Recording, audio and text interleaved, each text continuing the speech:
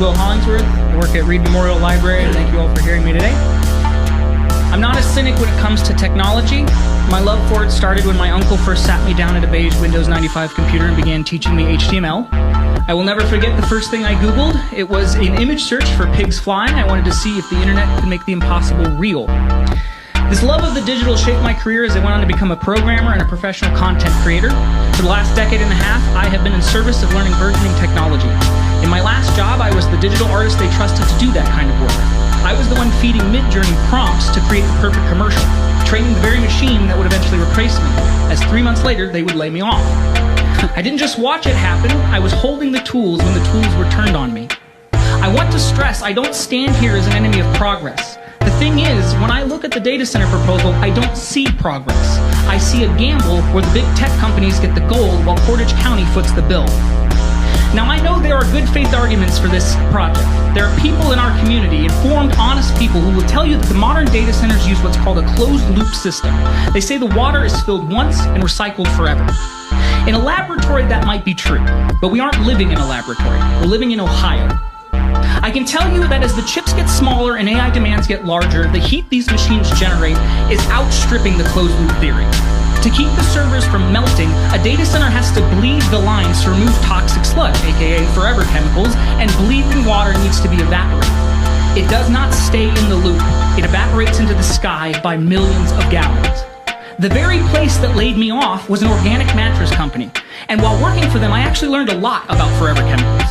I got to see how the sausage gets made. I saw the inside of those so-called regulations. I saw how rigorous studies are often self-funded, a pay-to-play model where if you've got the cash, they'll give you the certificate. If $1 trillion company is funding the study that says their forever chemical runoff won't hit our water table, they aren't giving us the science, they're giving us a sales pitch. We're told that we have to accept this because we need big employers. We're told that if we don't say yes, we're driving away the future. But that's a false choice. A big employer who uses the water of 50,000 people, which by the way is a combination of both Kent and Ravenna, only hires about 10 people is not an employer. They are an extraction. We are being asked to fund a 21st century luxury with a 19th century resource heist. We are being asked to sacrifice the lifeblood of our city so $1 trillion company can save a fraction of a cent on its margins. We are being asked to drain our reservoirs so a chatbot can write a poem or so our sheriff can generate a picture of himself standing next to Bigfoot. Which, by the way, of course, he made himself look taller. They want us to trust a $1 trillion industry that tells us with a straight face that they can suck 5 million gallons of water out of our ground a day, use it as a liquid heat sink, and return it to our rivers without a single consequence. They are asking for a measured approach while they hide their actual usage behind secret contracts and NDAs. Ohioans have seen this trick played before. We know what happens when massive utility interests and black box energy deals gets fast-tracked behind closed doors. We're still paying the bill, literally, for the first energy scandal. We were told these bailouts were essential and measured too, and it turned out to be the largest racketeering plot in the history of our state. So when $1 trillion company asks for our water, our electricity, and our silence, we shouldn't just be asking for the facts. We should be asking who's really getting the kickback, and why is it our reservoir that's on the line? There is a reason the Ohio House just voted 88-0 to pause and study this industry. It wasn't an act of cynicism, it was an act of stewardship.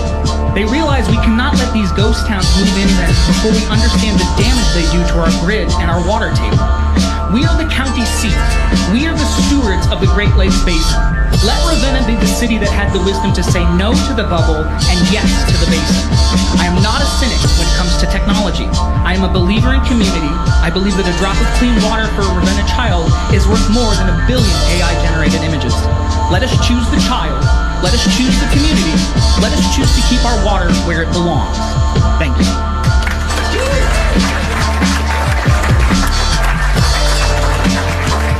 Thank you.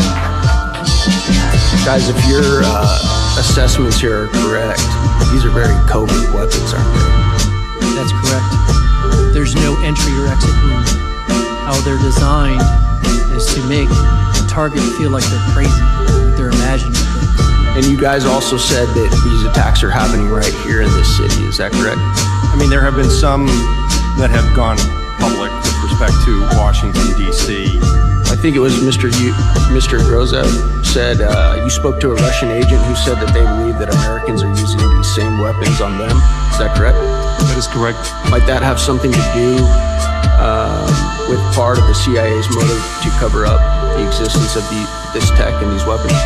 That is a very logical possibility. Thank you. Mr. Chairman, I yield back. Gentleman yields. The chair now recognizes the gentleman from New York, Mr. Goldman, for his round of questioning. Thank you, Mr. Chairman, and thank you to our witnesses for being here. Mr. Grozov, I want to follow up a little bit on the interactions you've had with Russian intelligence about these AHIs.